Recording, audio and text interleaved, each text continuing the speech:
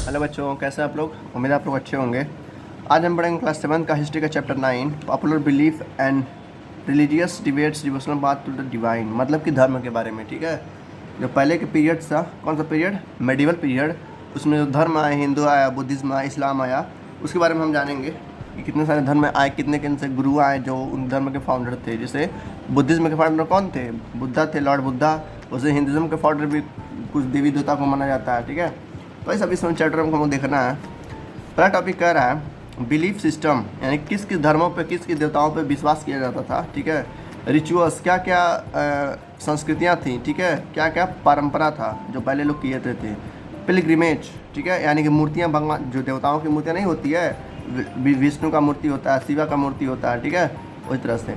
And syncretic cult during the medieval period, जो भी culture आए थे। ठीक है, कि इस मान लेते हैं कि इस धर्म में ये काम करना है आपको। ठीक है, ठीक है, तो ये सब इस चैप्टर में हमको देखना है। कह रहा है we shall study the development of the above धर्म। हम पढ़ेंगे इस धर्म के डेवलपमेंट के बारे में। जो भी धर्म है, हिंदू धर्म है, बुद्ध धर्म है, ठीक है, उस धर्म का जो जैसे जैसे डेवलपमेंट हुआ उसी के बारे में हम पढ़ेंगे। कह रहा है इन द नॉर्थ में, यानी कि ऊपर वाले पार्ट में 800 से लेकर 1200 AD तक। ठीक है, यानी कि एनो डोमिनी। बी कह रहा है इन द साउथ फ्रॉम 800, यानी कि नॉर्थ वाला को पार्ट पढ़ेंगे, यानी कि नॉर्थ में कौन कौन सा धर्म पब्लिश हुआ था, उसका डेवलपमेंट हुआ था, और साउथ इंडिया में कौन कौन सा धर्म डेवलपमेंट हुआ था, पब्लिश हुआ था। अंडर द दिल्ली सल्तनत, 1206 से लेकर 1526 तक, ये भी पढ़ेंगे। अंडर द मुगल, यानी कि दिल्ली सल्तनत, जब दिल्ली पे कोई राज कर रहा था, ठीक है, जो भी राजा था उसके समय में कौन से धर्म जो विकसित हुए, और जो ये लोग जो थे मुगल्स वाले, इनके धर्म में, यानी कि इनके टाइम में, यानी कि 1526 से लेकर 1707 तक, इनके अंडर में कौन से धर्म क्या हुए, विकसित हुए। सबसे पहला देखते हैं जो कि नॉर्थ इंडिया में हुआ था, यानी कि यूपी, बिहार या इस पंजाब वगैरह में। कह रहा डेवलपमेंट ऑफ रिलीजियस, यानी कि धर्म का जो डेवलपमेंट हुआ, विकास हुआ सिस्टम का, कहाँ पर, cult in the north India में, यानी कि नॉर्थ वाले पार्ट में। कब हुआ था, 800 से लेकर 1200 AD के बीच में। ठीक है, धर्म, इसका मतलब क्या होता है, धर्म। तो आप लोग भूले ना, इसलिए मैं लिख दे रहा हूँ। और डेवलपमेंट यानी कि विकास। ठीक है, किसका विकास देखना है, धर्म का। ठीक है, नॉर्थ इंडिया में। तो देखते हैं। कह रहा नॉर्थ में जो कौन थे, राजपूत थे, वो हिंदू धर्म को फॉलो करते थे। हिंदू धर्म यानी जहाँ पर शिव होते थे, दुर्गा होता था, विष्णु होते थे। ये लोग इन्हीं की पूजा करते थे और इन्हीं को मानते थे, और इन्हीं का क्या करते थे, डेवलपमेंट भी करते थे। क्यों, क्योंकि ये जो राजपूत थे पूरी तरह से क्या थे, हिंदू थे, और हिंदू धर्म को फॉलो करते थे। बस इस पैराग्राफ में यही लिखा है। ठीक है, बस पैराग्राफ भाई सिंपल समझते जाइएगा, और समझ के वही एग्जाम में लिखना है पॉइंट में आपको। जब ये आएगा कि डेवलपमेंट ऑफ सिस्टम, यानी कि धर्म का सिस्टम, कब, 800 से लेकर 1200, कहाँ पे, AD में, यानी कहाँ पे, नॉर्थ में। तो राजपूत थे, जो राजपूत होते थे वही इस धर्म को फॉलो करते थे, हिंदुज़म को। और किसकी पूजा करते थे वो, वर्शिप ऑफ विष्णु, शिव, दुर्गा। ठीक है, बस आपको ये 2 पॉइंट याद रखना है कि नॉर्थ में राजपूत थे जो हिंदू धर्म को फॉलो करते थे, और किसकी पूजा करते थे, विष्णु, शिव और दुर्गा का। ठीक है, और इस धर्म को वो लोग क्या किए, बढ़ावा दिए। नेक्स्ट पॉइंट आता है, नेक्स्ट टॉपिक आता है हमारा स्प्रेड ऑफ भक्ति मूवमेंट इन नॉर्थ, मतलब किस तरीके से नॉर्थ में, यानी कि उत्तर में भक्ति मूवमेंट चला, यानी कि भक्त लोग कैसे बढ़े, कैसे इस धर्म को फॉलो करना स्टार्ट किए। कहना जो भक्ति का मूवमेंट था वो कौन उस समय लीड कर रहा था, यानी कि कौन चला रहा था, जो मेन हेड था धर्म का, वो थे नयनार और अलवार्स। ये 2 ऐसे लोग थे जो उस भक्ति मूवमेंट को चला रहे थे। किस टाइम पे, 800 से लेकर 1200 AD के में, कहाँ पे, नॉर्थ में। कह रहा है जो अलवार्स और ये थे नयनार्स, ये साउथ के लोग थे, साउथ यानी कि साउथ इंडिया के लोग थे। लेकिन ये धर्म इतना फेमस हुआ, हिंदू धर्म, कि ये नॉर्थ में भी क्या हुआ, प्रचलित हो गया, यानी कि फेमस हो गया। ठीक है, कह रहा है ये धीरे धीरे पूरे कंट्री में, यानी कि पूरे जो देश था अगल बगल, ठीक है, पाकिस्तान तो पहले एक ही था। ठीक है, चाइना, रसिया, जापान, जर्मनी, ऑस्ट्रेलिया, ये सब थे, अमेरिका वगैरह थे। इन कंट्री में भी जो धर्म था काफ़ी ज़्यादा फेमस हुआ। कह रहा है it now become popular almost all over the country, यानी कि अलग अलग पूरे कंट्री में, और पूरे भारत देश में तो हो ही गया था। द भक्ति संत डिस ग्रेट कास्ट इनइक्वालिटी, यानी कि जो कास्ट का इनइक्वालिटी है, लोग उसको मान कर चलते हैं कि कोई भी क्या है, अनइक्वल नहीं है, सब लोग क्या है, इक्वल है। ठीक है, कौन थे, नयनार और अलवार, जो कि साउथ के थे, और नॉर्थ में भी ये लोग क्या किए, अपने धर्म को प्रचलित कर दिया, यानी कि पूरी तरह से लागू कर दिए। जो नेक्स्ट पैराग्राफ है ये बात करता है बुद्धा के बारे में, यानी कि लॉर्ड बुद्धा, जो बुद्धिज़्म को फॉलो करते हैं। कह रहा है बुद्धिज़्म भी जो था एक तरह से काफ़ी ज़्यादा विटनेस था उस बड़े धर्म का, यानी वो भी क्या था, बड़ा धर्म था उस समय में। किस समय में, 800 लेके 1200 सेंचुरी के बीच में। ठीक है, यानी कि साल के बीच में। कह रहा है जो लोग मानते थे जो बुद्धा है ना, विष्णु का ही एक रूप है। मतलब मानते थे कि बुद्धा आए हैं विष्णु का रूप लेके, यानी कि सॉरी मतलब विष्णु आए हैं बुद्धा का रूप लेके, ठीक है। ये लोग बुद्धा काफ़ी ज़्यादा पूजा करते थे और उनकी बातें मानते थे। कौन लोग? उस समय के लोग। उनके लिए काफ़ी जो बुद्धिज़्म था उनमें काफ़ी ज़्यादा डिवोशनल सॉन्ग थे, यानी कि ऐसे गाने थे जो बुद्धा को नरेट करते थे। जैसे हिंदू में होते हैं ना, आरती वगैरह होता है, ठीक है, विष्णु हनुमान के लिए गाने होते हैं, वैसे उसमें भी होते थे। राइट्स होते थे, अदर सेरेमनीज होते थे। जैसे हिंदू धर्म में मनाए जाते हैं दिवाली दशहरा, वैसे बुद्धिज़्म में भी कुछ सेरेमनीज होते थे जो लोग क्या करते थे, पार्टिसिपेट करते थे और उस धर्म को, उस फेस्टिवल को मनाते थे और बुद्धा का पूजा करते थे। फिर है जैनिज्म की बात। जो जैनिज्म था ना वो भी काफ़ी ज़्यादा फेमस हुआ था। किस टाइम पे? 800 से लेकर 1200 सेंचुरी तक, यानी कि 1200 सालों तक, ठीक है, एडी।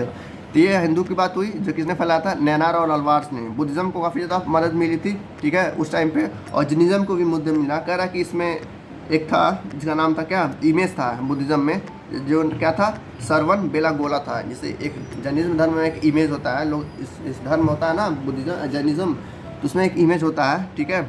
इसको क्या नाम है? सर्वन बेलागोला, ठीक है। ये काफ़ी ज़्यादा फेमस हुआ उन लोगों के बीच में। क्यों फेमस हुआ? क्योंकि जो उसके लोग थे, यानी कि जो जैन के डॉक्ट्रिन थे, यानी कि जो जैन को फॉलो करने वाले लोग थे, वो अपने साथ 4 चीज़ें लेकर चलते थे। क्या क्या? लर्निंग, यानी कि लोग सिखाते थे कि ये ऐसा नहीं करना है, ये ऐसा गलत काम होता है, झगड़ा वगैरह काम गलत होता है, कास्ट वगैरह जो होता है वो भी गलत होता है, सब लोग बराबर है। तो सब लोग धर्म लेके चलते थे। अपने खाना वगैरह लेके चलते थे। जो गरीब लोग होते थे, जो भूखे रहते थे, उन लोग खाना वगैरह देते थे, मेडिसिन देते थे, रहने के लिए जगह देते थे लोग, जिसकी वजह से लोग क्या हुए, जैनिज्म को लोग काफ़ी ज़्यादा फॉलो करने लगे। क्योंकि जो गरीब लोग थे उनके पास तो खाना था नहीं, शेल्टर था नहीं, रहने के लिए जगह नहीं था। तो इस वजह से उनको लोग क्या मिल गया, एक तरह से शेल्टर मिल गया, खाना मिल गया, मेडिसिन मिल गया, ठीक है, कुछ बेहतर पार्ट्स मिल गई पढ़ने के लिए। तो इस तरीके से लोग हिंदुज़म को और बुद्धिज़्म को, जैनिज्म को लोग फॉलो करने लगे, तीनों को उस टाइम पे। तो ये था हमारा पहला डेवलपमेंट किसका, धर्म का। कब? नॉर्थ में। कब हुआ? 800 से लेकर 1200 एडी में। अब हम पढ़ेंगे development of religious system and cults in the south. अब साउथ के बारे में पढ़ेंगे कि वही उसी पीरियड में, यानी कि 800 से लेकर 1200 एडी के बीच में जो हमारा साउथ में धर्म का परिवर्तन हुआ वो कैसे हुआ और क्या हुआ। इसका पहला पैराग्राफ कह रहा है कि जब साउथ में भी की वही बात हो रही थी, यानी कि जो नॉर्थ में बात हो रही थी वही बात साउथ में भी हो रही थी, यानी कि हिंदुज़म को लोग ज़्यादा फॉलो करते थे उस समय में, ठीक है। बाकी जो धर्म बचता है बुद्धिज़्म और जैनिज्म, ये भी एग्जिस्ट करता था। मतलब जैसे मान लेते हैं 100% है, 100% में 60% लोग हिंदुज़म को फॉलो करते थे, ठीक है, और 30% लोग हिंदुज़म को, ठीक है, यानी कि सॉरी बुद्धिज़्म को, यानी कि 100% में से, ठीक है, 60% लोग हिंदू को फॉलो करते थे और 30% लोग बुद्धिज़्म को और बाकी 10% लोग जैनिज्म को और इस्लाम को, ठीक है। सबसे ज़्यादा जो फेमस धर्म था उस समय में वो था हिंदुज़्म, ठीक है। हिंदुज़्म यही कहता था कि सब लोग बराबर हैं, ठीक है, सबको मुक्ति मिलेगी और सब लोग क्या है, एक सब लोग इक्वल है, कोई ऊपर नीच नहीं है, ठीक है। तो वही कह रहा है कि जो सबसे ज़्यादा लोग फॉलो करते थे वो हिंदुज़म को था। बाकी जो धर्म बसते हैं बुद्धिज़्म और जैनिज्म वो भी एग्जिस्ट करते थे। और क्रिश्चियनिटी और इस्लाम ये भी क्या था, इनके भी फॉलोअर धीरे धीरे बढ़ रहे थे, ठीक है। कह रहा है ये जो लोग थे अलवार और नयाना, जो कि नॉर्थ में भी लोग अपने धर्म को प्रचार कर रहे थे, तो वैसे ही यहाँ साउथ में भी लोग, ये लोग कहाँ के, साउथ ही के लोग ही थे। पहले साउथ के लोग मतलब कहाँ चले गए, नॉर्थ में। तो कह रहा है कि जब ये लोग साउथ में थे तो काफ़ी ज़्यादा इस धर्म को अपना प्रचार कर रहे थे, जिसकी वजह से पूरी तरह से लोग क्या हुए थे, इस धर्म को फॉलो करने लगे थे। तो वही कह रहा है जो अलवार्स थे वो गाने लिखते थे, अच्छे अच्छे गाने लिखते थे उस धर्म को लेकर, ठीक है। वही जो ये लोग थे कौन, नयनार, ये हाइम से गाते थे शिवा का, ये नहीं होता है आरती वगैरह होता है, तो ये लोग गाते थे कौन, नारायण, ठीक है। इस तरीके से ये अलवार और नयनार अपने धर्म को नॉर्थ में और साउथ में पूरी तरह से प्रचार किए और काफ़ी लोगों को फॉलोवर बढ़ाए, ठीक है, मतलब लोग ज़्यादा फॉलो करने लगे धर्म को, ठीक है। नेक्स्ट आता है लिंग्यात। कह रहा एक धर्म और था जिसका नाम था लिंग्यात, ठीक है। लिंग्यात भी एक तरह का धर्म था जो काफ़ी ज़्यादा फेमस हो रहा था उस टाइम पे। किस टाइम पे? 800 से लेकर 1200 एडी तक। कह रहा है इसमें जो सबसे बेस्ट मतलब लोग थे वो थे शंकराचार्य और रामानुज। रामानुज को थे एक बहुत बड़े मैथमेटिशियन थे जो इस धर्म को फॉलो करते थे, यानी कि लिंग्यात को, ठीक है। तो दो लोग थे, कौन कौन, शंकराचार्य, इसको याद रखिएगा, और रामानुजन, ठीक है। ये दो यानी कि दो बेस्ट कौन थे, ये पीपल थे जो इस धर्म को फॉलो करते थे, लिंग्यात को, ठीक है। लिंग्यात एक तरह का धर्म है जो काफ़ी ज़्यादा फेमस हो रहा था और इसके दो बड़े बड़े जो लीडर थे वो कौन थे, शंकराचार्य और रामानुज, जो कब पैदा हुए थे, AD 778 में, सॉरी 788 में, ठीक है। और बिलोंग करते थे केरला से, केरला यानी कि साउथ में है, ठीक है। तो ये लोग काफ़ी बड़े फिलोसफर थे, यानी काफ़ी बड़े ज्ञानी थे अपने टाइम के, ठीक है। He taught the knowledge one necessary to worship of God. कहते थे वो क्या है, वो मतलब सबके पास नॉलेज होना चाहिए कि किस तरह का नॉलेज होना चाहिए, उनके पास नॉलेज होना चाहिए कि किस तरह से पूजा किया जाता है गॉड का, किस तरीके से अपने आप को विकसित किया जाता है, किस तरीके से फैमिली का ध्यान रखा जाता है। ये सारी चीज़ें उनको लोग सिखाते थे, उसको हम लोग ज्ञान मार्ग करते थे। कौन लोग? लिंगायत लोग। जब लोग सिखाते थे तो ज्ञान का मार्ग बताते थे कि ज्ञान का मार्ग आपको अगर आपको पाना है तो इस धर्म को फॉलो करना पड़ेगा। नेक्स्ट पॉइंट क्या रहा है, जो ये लोग थे, कौन लोग? लिंगायत यानी कि शंकराचार्य और रामानुज इसके लीडर थे। तो इनके जो लोग थे वो 4 मठ बनाए। मठ यानी कि एक तरह का घर जहाँ पे लोगों देवताओं की पूजा की जाती है। तो पहला मठ का नाम था, क्या नाम था? ज्योतिर्मठ। क्या नाम था? ज्योतिर्मठ, जो कि बद्रीनाथ में है। बद्रीनाथ एक जगह है ना नॉर्थ में, जो लोग घूमने जाते हैं। तो ज्योतिर्मठ बद्रीनाथ में है। कहाँ पर है? ज्योतिर्मठ बद्रीनाथ में पहला मठ है। दूसरा मठ आता है शरद पीठ, कहाँ पर है? द्वारका में है। ठीक है, द्वारका भी एक जगह है यहाँ पर यूपी में है। ठीक है, तो पहला क्या था? ज्योतिर्मठ, दूसरा शरद पीठ, और तीसरा है गोवर्धन मठ। ये कहाँ पर है? पुरी में है। पुरी यानी कि ईस्ट में पाया जाता है, एक जगह है। ठीक है, तो वहाँ पर है गोवर्धन मठ, जहाँ पर गोवर्धन पहाड़ है, जहाँ पर काली उंगली से कृष्ण ने उठाया था पहाड़ को। जो चौथा मठ आता है लास्ट वाला, उसका नाम है श्रृंगर मठ। ये कहाँ पर है? साउथ में है। तो चारों अलग अलग जगह पे पाए जाते हैं चारों मठ। ठीक है, तो 4 मठ बनाए थे, जो बड़े बड़े एक तरह का म्यूजियम था, मतलब म्यूजियम नहीं था, एक तरह का बहुत बड़ा घर था, जो लिंगायत लोग इन जगह पे रह के अपने धर्म को फॉलो करते थे और ध्यान में लीन रहते थे। ठीक है, कह रहा जो रामानुज थे उनका जन्म हुआ था 1117 BC में, सॉरी BC में कह रहे हैं, AD में। ठीक है, कहाँ पर हुआ था? तिरुपति में। वह एक भक्ति मार्ग पे मतलब चल रहे थे, यानी कि लिंगायत को फॉलो कर रहे थे। उन्होंने कई सारे क्या किया? प्यार फैलाया लोगों के बीच में, डिवोशन फैलाई और बताया कि गॉड का वर्शिप करना चाहिए। ठीक है, ही रिगार्डेड ऑल ह्यूमन भी इक्वल। वो मानते थे कि जितने भी इंसान है पृथ्वी पे वो सारे क्या है? इक्वल है, और वो लोग कोई उनके में डिफरेंस नहीं है। जो डिफरेंस कौन लाया है? इंसानों ने अपने अंदर खुद ही लाया है। बाकी जो सही बात है, सारे इंसान क्या है? इक्वल है। सारे इंसान एक दूसरे के तरह ही हैं, जैसे जानवर होते हैं। ठीक है, तो इस तरह का भक्ति मूवमेंट। नेक्स्ट आता है हमारा जो धर्म था लिंगायत, काफ़ी फेमस हो रहा था। उनके एक और एक तरह से आचार्य थे, एक टीचर थे, जिसका नाम था माधव। तो ये कह रहा Madhav was another Acharya this period, यानी कि उस टाइम पे ये भी एक तरह के टीचर थे जो काफ़ी ज़्यादा रामानुज के जैसे थे, यानी वो भी एक तरह से समझदार थे। और अनलाइक शंकरा की तरह वो भी लोग क्या करते थे? गॉड और सोल की बातें करते थे, यानी कि आत्मा और परमात्मा की बातें करते थे लोग। नेक्स्ट पैराग्राफ में कह रहा है कि जो बुद्धिस्ट धर्म था उसके 2 मेन सेंटर थे। सेंटर यानी कि 2 मेन जगह पे थी जहाँ पर सबसे ज़्यादा लोग इस धर्म को फॉलो करते थे, बुद्धिज़्म को। वो था नागापट्टनम और कांची। नागापट्टनम और कांची में सबसे ज़्यादा जो धर्म को फॉलो किया जाता था वो था बुद्धिज़्म। ठीक है, हिंदुज़्म को यहाँ के लोग कम फॉलो करते थे, वहाँ पर बुद्धिज़्म को लोग ज़्यादा फॉलो करते थे। कहाँ? कांची और नागापट्टनम। और सब नॉर्थ में सबसे ज़्यादा हिंदुज़्म को फॉलो करते थे लोग, यानी कि हिंदू वाले धर्म को। कह रहा है कि जो बाकी धर्म बसते हैं, जैनिज़्म, बुद्धिज़्म, वो काफ़ी ज़्यादा फेमस हो रहे थे क्योंकि जो बड़े बड़े राजा थे, जो बड़े बड़े किंग थे उस समय में, राजा वगैरह थे, वो भी लोग इस धर्म को फॉलो करते थे, बुद्धिज़्म को। ठीक है, हिंदुज़्म को। इसलिए जो भी धर्म थे उस धर्म को क्या हुआ? एक तरह से डेवलपमेंट मिला, एक तरह से विकास मिला, जिसकी वजह से सारे धर्म, चाहे हिंदुज़्म हो, चाहे बुद्धिज़्म हो, चाहे जैनिज़्म हो, चाहे मुस्लिम हो, चाहे क्रिश्चियनिटी हो, सबको क्या मिला? एक तरह से बूस्ट मिला आगे बढ़ने के लिए। ये था नॉर्थ और साउथ का। तीसरा देखते हैं, development of religious system and cult under the Delhi सल्तनत। जब दिल्ली वाले राज कर रहे थे पूरे भारत में, तो उनके अंदर में कौन कौन से ऐसे धर्म थे जो विकास किए? जैसे कि कह रहा जब दिल्ली सल्तनत राज कर रही थी पूरे भारत पे, ये लोग दिल्ली सल्तनत को थे, टर्की के लोग थे, यानी कि टर्किश के लोग थे। यानी टर्की एक जगह फॉरेन कंट्री है, तो वहाँ के लोग आए थे। तो जो टर्किश वाले थे वो अपने साथ इस्लाम को लेकर आए थे। इस्लाम यानी कि मुस्लिम वाला धर्म है, वो यही लोग लेकर आए थे, तभी से मुस्लिम यहाँ पर पाया जाता है। नहीं तो उसके पहले क्या था? बस बुद्धिज़्म था और हिंदुज़म था और जैनिज़्म था। मुस्लिम किसके बाद आया? यानी कि जो इस्लाम था कौन लाया था? टर्किश वाले लाए थे भारत में। तो ये कह रहा है जब ये लोग राज करते भारत पे, कौन? दिल्ली सल्तनत, यानी कि टर्किश रूल, तभी इस्लाम आया था भारत में। अब इसका भी कुछ प्रिंसिपल है, यानी कि सिद्धांत है, जैसे कि there is no God but Allah and Mohammed is prophet. कह रहा है इसमें इस धर्म के हैं जो हमारा क्या बोलते हैं इस्लाम है, जो टर्की वाले लाए थे, उसमें कोई देवता नहीं होता है, उसमें बस एक अल्लाह, उसमें तो मतलब कोई मूर्ति वगैरह नहीं होती है। आप लोग देखा होगा कि जो इस्लाम होता है उसमें कोई मूर्ति वगैरह नहीं रहता है, बस एक चादर रहता है, उसके लिए लोग मतलब अल्लाह मानते हैं, क्या मोहम्मद वगैरह को पूजते हैं, यानी कि पूजा करते हैं किसकी? अल्लाह और मोहम्मद का। ठीक है, Muslims must pray 5 times a day. ये रूल था कि जो इस्लाम को फॉलो करेगा वो दिन में 5 बार नमाज़ पढ़ेगा, यानी कि मतलब गॉड को अपने पूजा करेगा। हिंदू धर्म और मुस्लिम धर्म हिंदू धर्म में और बुद्धिज़्म धर्म में और जैनिज़्म में भी, ये तीनों में ये रूल नहीं था। अब जब चाहे तब क्या कर सकते थे? फॉलो कर सकते थे और उनकी देवताओं की पूजा कर सकते थे। लेकिन इस्लाम में ऐसा था कि मस्ट प्रे करना है, यानी कि दिन में 5 बार आपको नमाज़ पढ़ना है, यानी कि भगवान के लिए टाइम निकालना है। Muslim must give alms to the poor and needy, यानी कि जो मुस्लिम्स थे वो गरीब और ज़रूरतमंदों को क्या देते थे, एक तरह से सहारा देते थे। कौन? इस्लाम वाले, यानी कि टर्किस वाले, यानी कि दिल्ली सल्तनत वाले। और चौथा पॉइंट कह रहा है Muslim does must observe fast during the holy month of Ramzan.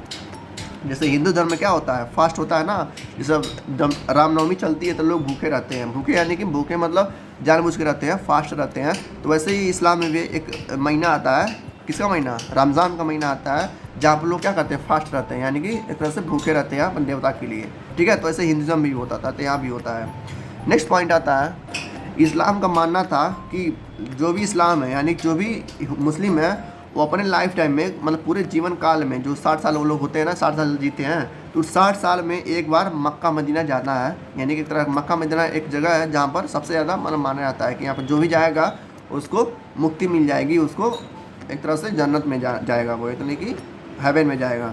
तो उसको पिलग्रिमेज का क्या, हज कहा गया। ठीक है, तो कोई भी मुस्लिम है, जो भी मुस्लिम है, उसको लाइफ में कम से कम एक बार कहाँ जाना है, मक्का जाना है। मक्का दूसरी जगह में, दूसरे देश में है, ठीक है, जहाँ पर हज किया जाता है, यानी कि नमाज़ पढ़ा जाता है वहाँ पे मुस्लिम वगैरह। तो ये थे मुस्लिम धर्म जो कि दिल्ली सल्तनत में फेमस हो रहे थे, मतलब इन लोगों ने ही इंडिया में लाया था। तो ये तीसरा था। चौथा आता है हमारा मुगल्स की, ये भी क्या लेते, इस्लाम को लाए थे। तो इस तरीके से 2 लोग इस्लाम को लाए थे जो काफ़ी ज़्यादा फेमस था। ठीक है, तो ये देखते हैं चौथा वाला, development of religious system and cults under the Mughal from AD 1526 लेकर 1707 तक। वही यहाँ पे लिखा है कि जो ये लोग थे, कौन लोग, मुगल वगैरह थे, इस्लाम को फॉलो करते थे टर्किस की तरह ही। ठीक है, जैसे टर्किस के लोग फॉलो करते थे, अभी हमने ऊपर देखा, तो वैसे ही ये भी लोग उस धर्म को, यानी कि इस्लाम को फॉलो करते थे। कह रहा है जो एक राजा था अकबर, अकबर के बारे में हमने सुना ही होगा, वो इस धर्म को फॉलो करता था। कौन सा धर्म को? इस्लाम को। लेकिन इस्लाम के साथ ये भी मानता था कि जितने भी धर्म हैं, जैसे कि हिंदू हो गए हैं, ठीक है, बुद्धिज़्म हो गए, जैनिज़्म हो गए, वो उसका भी उतना ही क्या हो, किरदार होगा। यानी कि जितना जैसे वो राजा था, एक मुस्लिम राजा था, लेकिन मुस्लिम राजा होने के बावजूद वो सारे धर्म को इक्वल मानता था। वो नहीं कहता था कि अगर मैं मतलब इस्लाम को मानता हूँ तो मेरे जो लोग आएंगे, जो किंगडम के लोग होंगे, वो भी लोग इस्लाम को फॉलो करेंगे। वो नहीं, ये नहीं करता था। आप जिस धर्म को चाहें उस धर्म को फॉलो कर सकते हैं, आपके पास पूरी आज़ादी है। तो ये था अकबर का एक तरह से, अकबर यही था, इसका राजा था। कहाँ, किसका राजा था? मुगल का। तो वो कहता था कि सारे धर्म क्या हैं, इक्वल हैं। तो बेसिकली गुड माना जाता था कि जितने भी धर्म वो सारे अच्छे होते हैं, कोई धर्म बुरा नहीं होता है। कह रहा है कि जो अकबर था, जो राजा था, पूरे भारत में राज कर रहा था उस समय में, इस्लाम को फॉलो करता था और बाकी सारे धर्म को इक्वल मानता था।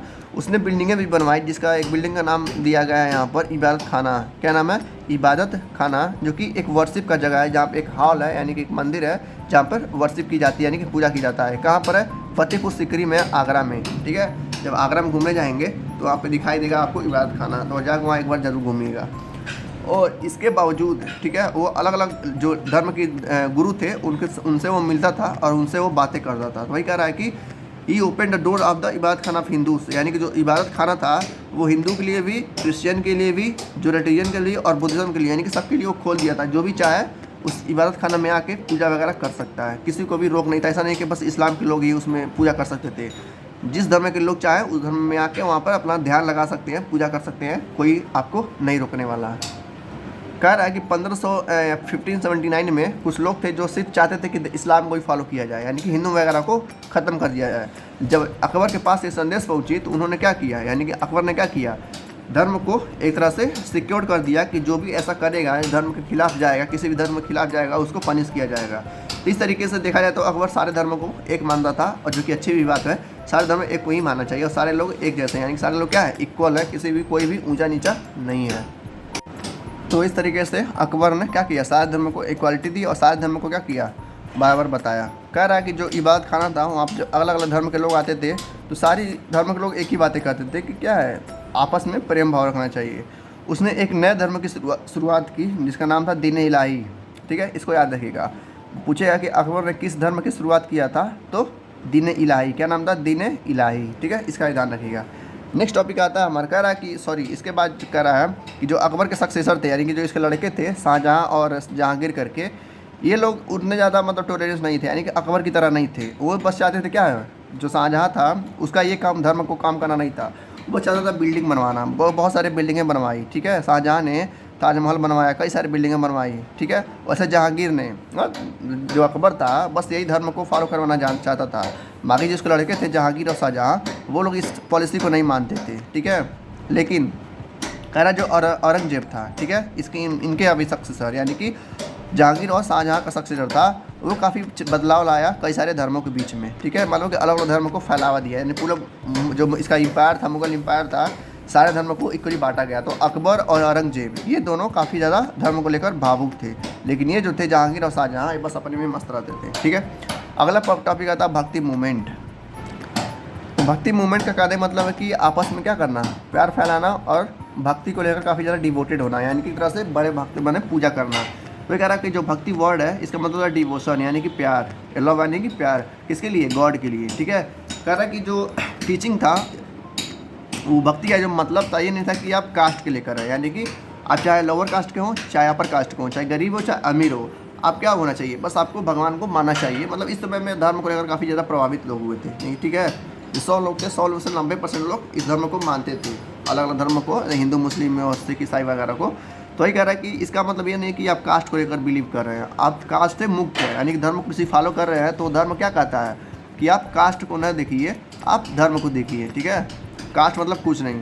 कह रहे 2 लोग थे जो दो तरह के लोग थे जो भगवान में विश्वास करते थे। पहले थे सगुन और दूसरे थे निर्गुण। सगुन वो लोग क्या होते थे, जो सगुन वाले थे वो कहते थे अगर भगवान को अपमानना है तो कुछ मतलब लेके जाए उनके लिए, ठीक है। तो सगुन वाले थे, एक तरह का नहीं होता है देते हैं लोग, सगुन देते हैं। तो भगवान से आप कुछ चाहते हैं तो उनको कुछ देना भी पड़ेगा, जैसे कि सगुन कहते थे। और दूसरा आता है निर्गुण। निर्गुण वाले क्या थे, जो निर्गुण थे वो मतलब बस उनकी पूजा कर देते, ठीक है, वो कुछ मांगते नहीं थे, बस उनके ध्यान में लगे हुए रहते थे। जितने भी लोग थे, जितने भी संत थे, बड़े बड़े संत थे, वो कहते थे कि गॉड कहाँ है, जो भगवान है वो ओमनी प्रेजेंट है, यानी कि हर जगह है, हर कण में भगवान है, हर जानवर में भगवान है। ये आप लोग कई बार सुना होगा कि हर जगह पे क्या है, भगवान है। तो इस तरीके से काफ़ी ज़्यादा जितने भी धर्म थे, हिंदुज़म, बुद्धिज़्म, जैनिज़्म, इस्लाम, काफ़ी ज़्यादा उनकी बढ़ोतरी हुई। और इस तरीके से जितने भी पूरे भारत में लोग जो थे भक्त को मतलब तरह से भक्त बनने लगे और कास्ट धर्म वाला सिस्टम आने लगा था, ठीक है। नेक्स्ट पॉइंट कह रहा है कि जो बेसिक प्रिंसिपल क्या है, कर लगभग 6 शताब्दी में, 6th सेंचुरी में ही साउथ इंडिया में धर्म का प्रचार होने लगा था। लेकिन 8th सेंचुरी से लेकर 30th सेंचुरी के बीच में जो अलवार्स और नयानार्स थे, इन लोगों ने धर्म का मारा एक तरह से क्या कर दिया, विस्फोट फोड़ दिया चारों तरफ, जिसकी वजह से धर्म को लोग काफ़ी तरह से मानने लगे थे। धर्म को इसलिए भी मानने लगे थे लोग क्योंकि उस समय में 80% लोग क्या थे, लोअर कास्ट के और गरीब लोग थे, ठीक है। इनके पास कोई मतलब बहुत बुरा सलूक होता था। लेकिन जब इनको पता चला कि धर्म क्या है, ठीक है, सारे लोग धर्म में इक्वल हो सकते हैं, उसमें कोई भेदभाव नहीं है, इस वजह से काफ़ी तेज़ी से धर्म का क्या पकड़ा, एक तरह के ब्लास्ट हुआ जो पूरे भारत में चला। और हर धर्म के लोग क्या करने लगे, एक तरह से कास्ट से मुक्त होने लगे, यानी कि अपनी जाति से मुक्त होने लगे, चाहे गरीब हो चाहे अमीर हो। इस तरीके से काफ़ी ज़्यादा महत्वपूर्ण हुआ इस तरह के धर्म का, यानी कि इम्पॉर्टेंट भी था उस समय में। यहाँ पर कुछ सिद्धांत दिए गए हैं, यानी कि जो भक्त को यानी जो आस्तिक है, जो भगवान में मानता है, उसके लिए कुछ सिद्धांत लिखे गए हैं। जैसे कि पहला सिद्धांत यानी जो पहला पर प्रिंसिपल आता है, कहता है कि गॉड और डिवोटी के बीच में, यानी कि भगवान और भक्त के बीच में एक संबंध होना चाहिए। कैसा संबंध, प्यार का संबंध होना चाहिए, ठीक है, नफरत का नहीं। दूसरा चीज़ कहता है कि discarding of rituals and sacrifice and mode of worship. कह रहा है कि आपको सेक्रीफाइस देना पड़ेगा और आपको कुछ रीति रिवाज का फॉलो करना पड़ेगा अपने धर्म को पूजा करने, यानी कि अपने देवता की पूजा करने के लिए। जैसे होता है ना, दिवाली दशहरा में लोग भूखे रहते हैं देवता के लिए, तो वही चीज़ कह रहा है। थर्ड कह रहा है कि आपको क्या होना पड़ेगा, शुद्ध होना पड़ेगा दिल से, ठीक है, दयालु होना पड़ेगा किसके प्रति, उस धर्म के प्रति, ठीक है। उस धर्म को आपको बुराई नहीं करना है, ना किसी बुराई को सुनना है। फिर कह रहा है कि इसमें क्या होता था, डिस्क्रिमिनेट नहीं करता, यानी कि भेदभाव नहीं करना जेंडर और कास्ट या क्रीड को लेकर। ऐसा नहीं आप कर सकते कि किसी आप धर्म को फॉलो करते हैं, अब मान लेते हैं कि आप अमीर हैं, तो आप ये नहीं कर सकते कि इसमें गरीब लोग नहीं आ सकते, उसमें सब लोग आ सकते हैं और दूसरे जाति के लोगों का भी आपको सम्मान करना पड़ेगा। ये रूल्स थे, कुछ प्रिंसिपल थे। फिर आता है चौथा वाला, पाँचवा वाला, ब्रदरहुड ऑफ मैनकाइंड, यानी कि भाईचारे का भाव रखना है। ऐसा नहीं है कि आप अमीर हैं तो गरीब के साथ मतलब बेकार उसको गाली वगैरह देंगे या उसको हटाएंगे अपने पास से, ऐसा आप नहीं कर सकते। आप आपस में क्या रखेंगे, भाईचारा रखेंगे। फिर कह रहा है कि रीजन क्या थे जिसकी वजह से भक्ति काफ़ी ज़्यादा मूवमेंट बढ़ गया, जिसकी वजह से भक्ति जो थी यानी कि एक तरह से जो धर्म था वो काफ़ी ज़्यादा फैल गया उस टाइम पे। तो क्या क्या रीजन थे, पहला रीजन देखते हैं। जो सबसे बड़ा रीज़न था, सबसे पहला यही था कि हर लोकल लैंग्वेज में लोग भक्ति किए जाते थे, यानी कि हिंदी में, मराठी में, बंगाली में, ओडिया में, असामीज़ में, तेलुगु में, कन्नड़ में। मतलब ये रहा कि जितने भी लोग थे यानी कि अलग अलग जगह पे लोग थे भारत के, उनके लोकल भाषा में भक्ति की जाती थी, यानी कि उनके जो लोकल भाषा के पंडित थे वो लोग उनकी भाषा में बताते थे। जैसे मान लो जो यूपी के लोग क्या बोलते हैं, भोजपुरी या क्या बोलते थे, मगधी बोलते थे। तो यहाँ के जो बड़े बड़े पंडित थे वो लोकल जो कॉमन पीपल थे उनको अंग्रेजी में नहीं यानी कि संस्कृत में नहीं, उनको हिंदी भाषा में समझाते थे कि धर्म ये है, जिसकी वजह से लोग क्या हुए अच्छे से उस धर्म को समझते थे और उसका मतलब उसको फॉलो करते थे। तो यही कह रहा है कि सबसे बड़ा जो पॉइंट है यही है कि लोग उसके ओरिजिनल यानी कि लोकल लैंग्वेज में लोगों को बताते थे, लोकल लैंग्वेज को लोग बताते थे कि धर्म असल में है क्या। ठीक है, दूसरा रीज़न क्या है, दूसरा रीज़न कह रहा है कि जो भक्ति मूवमेंट था वो मास में कन्वर्ट हो गया, यानी कि पहले लोग जो थे 6 या 5th सेंचुरी में बस 100 से 2000 लोग ही फॉलो करते थे, लेकिन जैसे जैसे इसको लोकल लैंग्वेज में बांटा गया, ठीक है, यानी कि लोकल लैंग्वेज में बांटा गया, तब से लोग क्या हो गए, काफ़ी ज़्यादा मात्रा में लोग इसको फॉलो करने लगे। He emphasise simple way for the relation of God है, वो काफ़ी आसान तरीके से बताते थे कि गॉड के साथ कैसे क्या आप लोग कनेक्ट रख सकते हैं, यानी कैसे उनसे बातें कर सकते हैं या उनको ध्यान लगा सकते हैं। उनमें क्या था, कास्ट, कलर, क्रीड और जेंडर बेसिस को इनको पूरी तरह से क्या कर दिया, हटा दिया गया, यानी कि डिस्कार्ड कर दिया कि अगर आप इस धर्म को, किसी भी धर्म में, चाहे हिंदुज़म हो, चाहे बुद्धिज़्म हो, चाहे जैनिज़्म हो, आप इस धर्म को फॉलो करते हैं तो आप कास्ट को ना देखेंगे, ना कलर को देखेंगे, ना क्रीड को देखेंगे, ना जेंडर को देखेंगे, चाहे स्त्री हो चाहे पुरुष हो, उसमें कोई डिफरेंस नहीं होगा, सब लोग क्या कर सकते हैं, पूजा कर सकते हैं। Different Sant spread the movement in different corner of the country, कह रहा है कि अलग अलग पुजारी लोग यानी अलग अलग पंडित लोग अलग अलग देश के अलग अलग पार्ट में जाके अपने धर्म का प्रचार कर रहे थे उस समय में। ठीक है, इस वजह से धर्म काफ़ी ज़्यादा प्रचलित हुआ, यानी कि हुआ। कह रहा है इंपॉर्टेंस ऑफ भक्ति संत, यानी कि कौन कौन से ऐसे लोग थे जो इस धर्म को फैला रहे थे, यानी कि उस समय में प्रचलित कर रहे थे, प्रचार कर रहे थे। तो इनका नाम आपको याद करना पड़ेगा। सबसे पहले थे रामानुज, एक सबसे बड़े मैथमेटिशियन थे जो कि लिंगायत करके जो अभी मैं बताया धर्म था उसको ये प्रचार करते थे। फिर आता रामानंद, फिर कबीर, कबीर का आप सब लोग जानते ही होंगे, कबीर दोहा है। नामदेव, गुरु नानक जो कि क्या लोग हैं, पंजाब में सबसे ज़्यादा इन लोग को पूजा जाता है, जैसे कि जो पंजाबी लोग होते हैं इनको धर्म मानते हैं। फिर है वल्लभ भाई चार्य, चनत्य और मीराबाई, मीराबाई की आप लोग भी जानते हो, कई सारे दोहे हैं। 13 ऐसे लोग थे जो अपने धर्म का प्रचार करते थे। तो देखते हैं किन के बारे में, रामानुज के बारे में। कह रहा है कि ये कहाँ पर पैदा हुए थे, लगभग चेन्नई में, मतलब मद्रास की एक जगह है चेन्नई में एक जगह मद्रास, वहाँ पे पैदा हुए थे। उन्होंने विष्णु का पूजा की, कौन, रामानुज ने। किसकी पूजा की, विष्णु की, लॉर्ड विष्णु जो है, कृष्ण जो माना जाता है उनकी। और वो साउथ इंडिया में काफ़ी ज़्यादा उनके फॉलोवर बढ़ा दिए, किसने, रामानुज ने। लोगों को बताया कि ये क्या धर्म है, क्या कैसे काम करता है, तो लोग पसंद हुए और उनको फॉलो करने लगे। फिर आते हैं रामानंद, ये इलाहाबाद में पैदा हुए और ये रिफॉर्मर थे, किसके, हिंदी, यानी हिंदी लैंग्वेज में बात करते थे लोगों के बारे में। ही प्रिंस द नॉर्थ, ये नॉर्थ में घूमते थे। One of the his disciple was Kabir, यानी कि जो इनके डिस्पल थे वो कौन थे, कबीर थे, इन्हीं को फॉलो करते थे। फिर आते कबीर के बारे में। कबीर आप लोग जानते हैं कि सबसे मोस्ट फेमस कह सकते हैं कि ये एक तरह से रिफॉर्मर रहे हैं, यानी कि संत रहे हैं भक्ति मूवमेंट के, मतलब इनका भक्ति एक अलग लेवल पे था, जो कि अभी भी इनके दोहे पढ़े जाते हैं, बच्चे बच्चे इनको दोहे जानते हैं। ठीक है, वह क्या करते थे, वो सारे धर्मों को यानी कि हिंदू और मुस्लिम को एक तरह से पास लाते थे। वो कहते थे कि कोई भी धर्म छोटा बड़ा नहीं होता है, सब सारे धर्म क्या है, एक जैसे हैं, और कोई भी लोग छोटे बड़े नहीं होते हैं, सारे दोहे क्या हैं, उनके इसी पे बेस है। ठीक है, सब लोग इक्वल होते हैं। He famous disciple of Ramanand, his couplet of doha still everywhere India, वही मैंने कहा कि दोहा इनका पूरे भारत में प्रचलित है, यानी कि पूरा दोहा जो उनका लिखा गया कबीर के द्वारा पूरे भारत में क्या है, फेमस है। तो ऐसे ही कुछ लोग यहाँ पर आए हैं, आप लोग देख लीजिएगा स्क्रीनशॉट लेके, जो इंपॉर्टेंट था मैंने बता दिया। इंपॉर्टेंट कौन थे, कबीर थे, रामानुजन थे। ठीक है, और ये देख लीजिए भगवत गीता भी था। ठीक है, अरे संत जनेश्वर ये क्या करते थे, ये महाराष्ट्र के जो लोग थे और वहाँ पे ये लोग भक्ति का अपना प्रचार कर रहे थे। किस का प्रचार कर रहे थे, भगवत गीता का। ठीक है, कौन, संत जनेश्वर, कहाँ पे, महाराष्ट्र में। फिर आता है यहाँ पे गुरु नानक, कह रहे गुरु नानक भी काफ़ी इंपॉर्टेंट भक्ति संत रहे हैं अपने टाइम पे, और ये सिख को लेकर काफ़ी ज़्यादा फेमस हुए थे इंडिया में, यानी कि जो सिख वगैरह लोग हैं, ठीक है, उसके वो लोग काफ़ी ज़्यादा प्रमोट किए थे। तो सबसे बड़ा जो गुरु माना जाता है सिख का, वो गुरु नानक माना जाता है। ठीक है, तो जो अगले हमारे आते हैं वो आते हैं सूरदास और तुलसीदास, ये काफ़ी इंपॉर्टेंट रहे, तो इनको ध्यान से देखिएगा। कह जो तुलसीदास और सूरदास थे काफ़ी बड़े बड़े संत पोएट्स थे। ठीक है, एक बड़े बड़े संत थे उस समय, एक बड़े बड़े गुरु थे।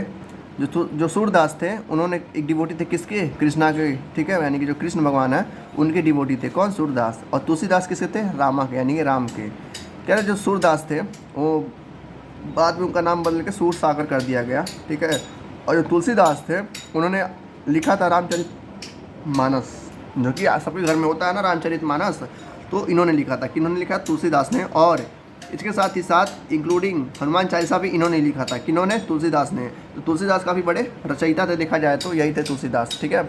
इन्होंने रामचरितमानस लिखा, आर्यम लिखा और हनुमान चालीसा देखा, ठीक है, HC इस तरीके से याद किया जाता है।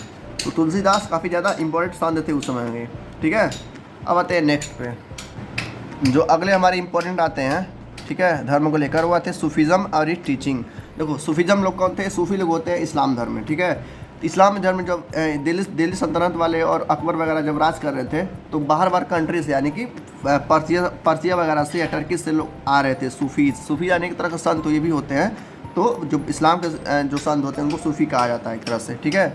तो जो सूफी वगैरह थे बाहर से आ रहे थे, इनका थोड़ा अलग मतलब रूल वगैरह था, मतलब मानना वगैरह अलग था। जैसे कि वह कहते थे कि विश्वास करना है तो करो, वो अच्छी बात है, लेकिन फास्ट वगैरह, रिचुअल्स वगैरह, आपको सेक्रीफाइस वगैरह नहीं करना है। मतलब ये लोग ऐसे लोग थे, सूफीज़म जो सूफी थे ऐसे लोग थे जो कहते थे आपको किसी देवता के लिए भूखा नहीं रहना है। अगर भूखा रहना पड़ रहा है किसी देवता के लिए तो अच्छा नहीं है, मतलब इनका मानना था, ठीक है। रिचुअल्स कोई नहीं करना, यानी कि जो परंपरा वगैरह पूजा वगैरह है, अगर आपको पैसा मेहनत करके पैसा जुटाना पड़ जा रहा है और फेस्टिवल को सेलिब्रेट करने के लिए, तो ये नहीं करना है। वो क्या कहते थे बस, मतलब वो फीस्ट नहीं करना है, फास्ट नहीं करना है, रिचुअल्स नहीं करना है। रिचुअल्स यानी कि कोई काम नहीं करना है, इससे नहीं होता है। लोग रिचुअल्स करते हैं, सेक्रीफाइस करते हैं अपने देवता को खुश करने के लिए, ठीक है, जानवरों की बलि देते हैं, तो ये सब नहीं करना है। कहते हैं कि वो ये सब गलत बात है, ठीक है। आप बस अपने खुद को फिट रखिए और देवता से प्यार करिए कि आप जिस भी देवता को फॉलो करते हैं, जिस भी देवता को मानते हैं, उनका बस उनके अपने अंदर यानी कि आत्मा के अंदर उनको रखिए, दिल के अंदर रखिए, उनसे प्यार करिए और उनका ध्यान रखिए, उनका यानी मतलब कि उनसे उनकी तरफ फेलो बिगिंस करिए, समझ रहे हैं ना। दी साइज love and devotion as a means of coming near to God. कह रहा है कि वो सेक्रीफाइस से, ठीक है, फीस्ट से या किसी रिचुअल से आपके देवता खुश नहीं होंगे। देवता खुश किससे होंगे? आपके प्रेम से, यानी कि आपके भाव से, कि आप कितना ज़्यादा प्यार करते हैं। आप कोई चीज़ देकर प्यार को नहीं खरीद सकते, ठीक है। आप उनसे दिल से उनको रखना पड़ेगा, उनसे दिल से मानना पड़ेगा। तो ये सारी चीज़ जो थी रिचुअल्स, फास्ट वगैरह, सूफी वगैरह नहीं मानते थे, कहते ये सब बेकार है। तो यहाँ पर कुछ प्रिंसिपल दिए गए हैं सूफीज़म के द्वारा, यानी जो बड़े बड़े संत थे इस्लाम के द्वारा, वो देखते हैं क्या कहते हैं। कहता है गॉड इज़ वन, जो भगवान है वो एक ही है, अलग अलग नहीं है, और सारे क्या हैं? पावरफुल हैं। All men are his children, जितने भी इंसान हैं पृथ्वी पे वो सारे क्या है? उनके बच्चे हैं। तो बच्चे को भूखा रहने दिया और कोई कह रहा है भगवान, तो इसका मतलब वो क्या है? वो इंसान ही झूठा है, ठीक है भाई। जाहिर सी बात है, अगर तुम भूखे रह के भगवान को खुश करना चाहते हो तो ये गलत बात है।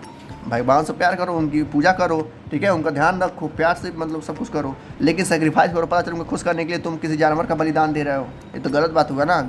उसका भी कोई लाइफ होगा, उसका भी जान है, जैसे तुम्हारी जान है। तो यही लोग कहते थे। कह रहा है if one truly loves God, कह रहा है कोई एक सच्चा भक्त ही क्या हुआ? उस भगवान को पा सकता है जो उनको सच में सिर्फ प्यार ही ना करे, बाकी सारी चीज़ों से क्या रखे, उनको मुक्त रखे, मतलब न सेक्रीफाइस वगैरह ना करे। इनका मानना था ऐसा। प्रेयर फास्ट, यानी कि जो प्रेयर्स वगैरह हैं, जो गीत वगैरह हैं, वो मत गाइए, फास्ट वगैरह मत करिए। रिचुअल्स वगैरह जो हैं ये सारे क्या करते हैं? इम्प्रॉपरेंट हैं, यानी कि ट्रू ऑफ गॉड है। आप सच्चे में भक्त हैं तो ये सब चीज़ों की आपको ज़रूरत ही नहीं पड़ेगी। देखा जाए तो सही बात है।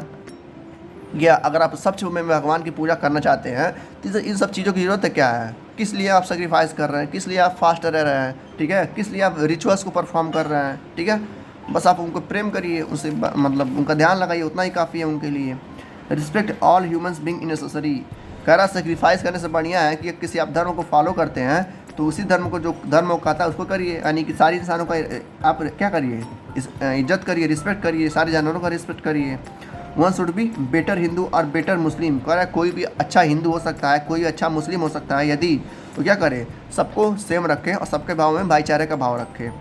Devotional music is one way of coming close up to God, कह रहा है जो डिवोशनल म्यूजिक है, यानी कि जो संगीत है जो भगवान के लिए बनाए गए हैं, वही सबसे बड़े काफ़ी होते हैं उनको भगवान को पास ले जाने में, है कि आप भगवान के पास जा सकते हैं इन देवता मतलब इन गानों के जरिए आप ध्यान लगा कर।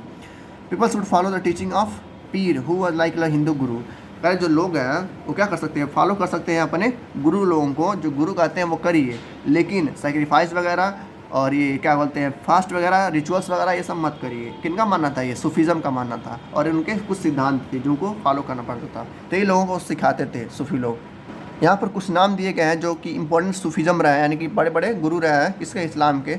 जैसे कि पहला नाम आता है हज़रत ख्वाजा मुइन उद्दीन चिश्ती, ये एक लोगों का नाम है जो काफ़ी बड़ा है, तो इसको थोड़ा देख लीजिएगा, ठीक है।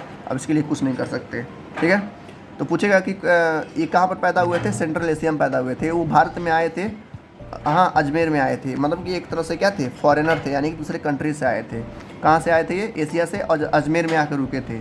ही डाइड AD 1236, वो 1236 में मर गए, and was buried at Ajmer, वो मतलब दूसरे देश से आए थे और यहीं पर रह गए भारत में ही, ठीक है, और भारत में ही वो लोग मर गए।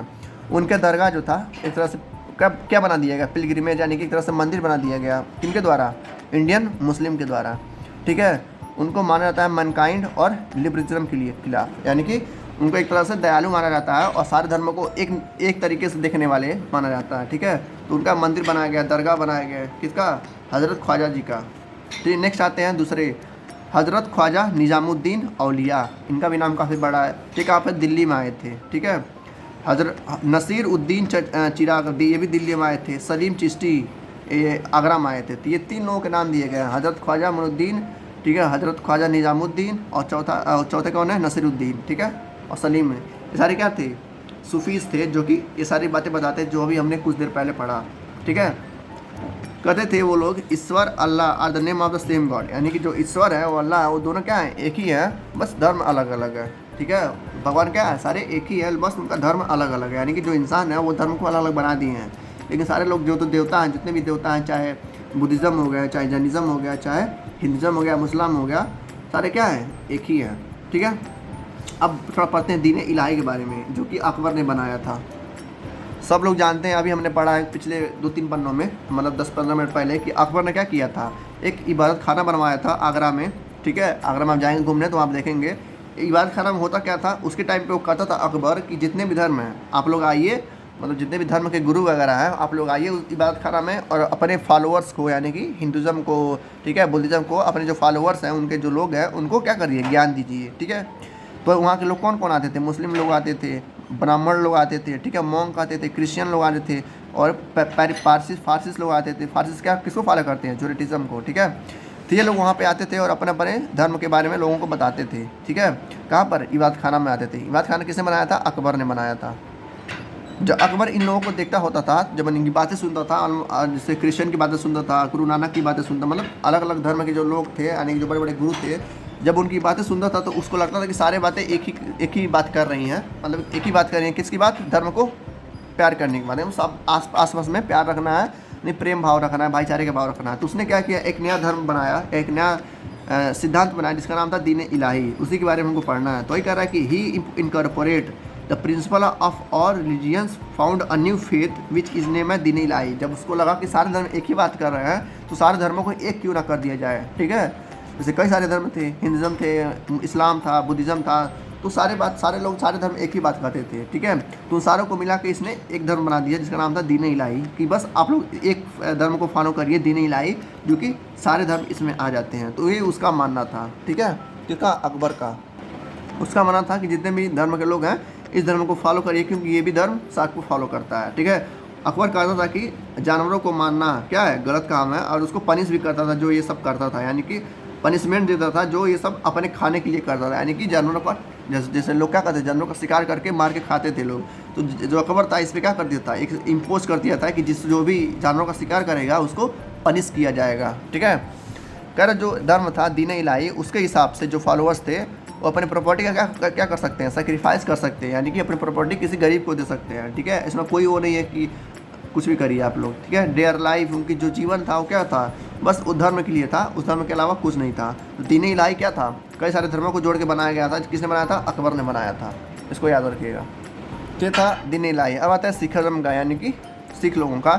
ये ऐसा कहानी माना जाता है कि जो गुरु नानक थे, गए थे एक नदी थी, ठीक है, वहाँ पर वो नहाने गए थे। तब माना जाता है कि जब वो नहा रहे थे तो अचानक से वो उस जगह से गायब हो गए, ठीक है। मतलब जहाँ पर गए थे ये नहाने वगैरह, लोग क्या करते, पहले लोग जाते थे नहाने, मतलब बाहर जाते थे नहाने, ठीक है, स्नान वगैरह करने जाते थे। जब ये भी गए थे तो वहाँ पर वो क्या थे, गायब हो गए थे, लगभग 2-3 दिन तक वहाँ पर नहीं आए थे। लेकिन 3 दिनों बाद वो वहीं पर क्या हुए, अपीयर्ड हो गए, जहाँ से वो डिसअपीयर्ड हुए थे, यानी कि वहीं पर वो जहाँ आ गए जहाँ पर वो गायब हुए थे। जब लोगों ने उनकी आंखों में देखा तो उनकी आंखों में एक क्या थी, चमक थी, यानी कि एक तरह से डिवाइन लाइट था, जो बता रहा था कि वो एक तरह से गुरु, मतलब बहुत बड़े, मतलब देखने में ही लग रहा था कि वो बहुत बड़े ज्ञानी बन चुके हैं। जब उनसे पूछा गया कि आप अचानक से गायब क्यों हो गए, तो उन्होंने कहा कि मैं क्या कर रहा था, कम्युनिकेट कर रहा था गॉड से, मतलब एक तरह से उनके आश्रम में चला गया था, क्या कर सकते हैं उनके सेवा में चला गया था, किसकी, भगवान के। तो उन लोगों ने मतलब देखा जाए तो जैसे सबको इनलाइटमेंट मिला है ना, बुद्धिज़्म को एक पेड़ के नीचे उनको ज्ञान की प्राप्ति हुई है, वैसे ही सबको अलग अलग हुआ है, तो वैसे इनको भी हुआ था गुरु नानक जी को, ठीक है। तब से ये लोग क्या करने लगे, उनको एक बहुत बड़े संत के रूप में लोग जानने लगे। तो जो गुरु नानक थे वो फाउंडर थे किसके, सिखम के, यानी कि सिखिज़म के, यानी कि जो सिख लोग होते हैं उनके जो सबसे बड़े गुरु हैं वो कौन थे, गुरु नानक। जैसे बुद्धिज़्म के जो सबसे बड़े गुरु हैं कौन थे, लॉर्ड बुद्धा है, वैसे ही इनके भी सबसे बड़े गुरु कौन है, गुरु नानक हैं। इनका जन्म कब हुआ था, 1469 में, कहाँ पर, तलवंदी में, जो कि अब नानका साहिब के नाम से जाना जाता है, जो कि पाकिस्तान में है, ठीक है। तो देखा जाए तो पहले पाकिस्तान भारत एक ही में था, लेकिन बाद में वो जन्म कहाँ हुआ था, पाकिस्तान में हुआ था। वो ये भी एक तरह से क्या थे, बताते थे लोगों के बारे में, जो कि एक तरह से मैसेज था सिखिज़म को बोलकर, ठीक है। एक तरह से ये भी क्या प्रेम भाव पहुँचाना चाहते थे लोगों के बीच में, बताना चाहते थे कि क्या है, लोग कास्ट को लेकर आपस में लड़ रहे हैं, उनको बराबर बताया जाए, सारे धर्म को इन लोगों ने क्या बताया, इक्वल बताया, ठीक है। तो ये भी काफ़ी ज़्यादा क्या किए, लोगों के बीच में प्रेम भाव फैलाए, किसने, गुरु नानक जी ने।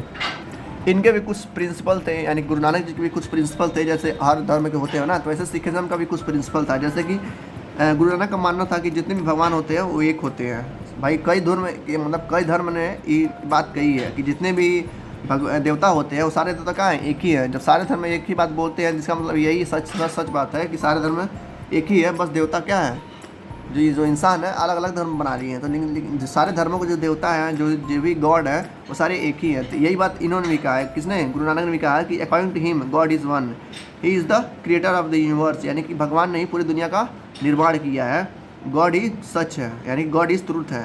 Class decision usually become very divide human beings, यानी कह रहे इंसानों, इन्होंने कहा गुरु नानक ने कि इंसानों ने क्या किया, अपने आप को डिवाइड कर लिया है अलग अलग जाति में, अलग अलग धर्म में, लेकिन जो सबका भगवान है वो एक ही है, ठीक है।